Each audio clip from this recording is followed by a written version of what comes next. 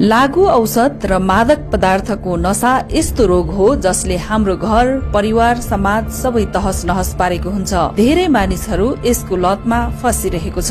त्यसैले यस्तो कुलतमा फसेका युवा तथा प्रौढ व्यक्तिहरूलाई समयमा नै सही उपचार र परामर्शको निकै खाँचो हुन्छ।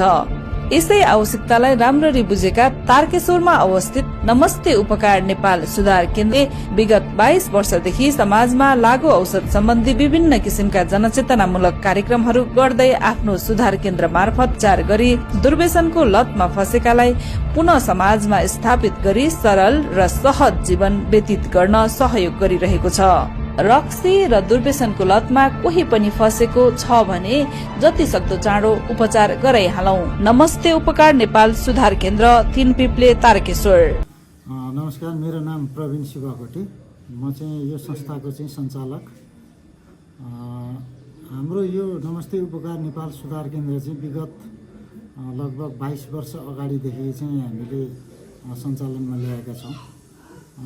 यो चाहिँ एक डाक्टरकै टिमद्वारा सञ्चालित हो र हाम्रो चाहिँ 3टा बिल्डिङमा अवस्थित छ।